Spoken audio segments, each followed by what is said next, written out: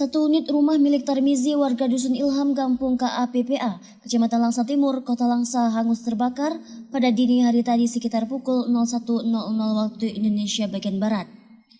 Api berhasil dipadamkan 1 jam kemudian setelah tim pemadam menerjunkan 2 unit armada dan juga bantuan dari warga setempat. Salah seorang anak korban, Yanti, menyebutkan kebakaran yang terjadi mengakibatkan ayahnya mengalami luka ringan pada saat ingin memadamkan api dan menyelamatkan diri. Yang ada di sini adik perempuan sama ayah yang tidur di sini. Saya tidur di rumah sendiri kan.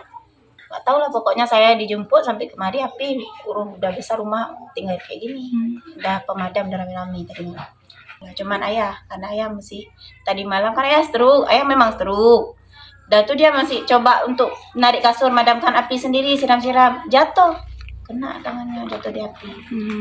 Sementara itu, Kepala Bidang Pencegahan Kesiapsiagaan Pemadam Kebakaran Kota Langsa, Marjoni, mengatakan sampai saat ini belum diketahui pasti penyebab kebakaran dan masih dalam penyelidikan pihak yang berwenang. Total armada yang dikerahkan cuma 2 armada, Pos Timur dan Pos Cengkareng.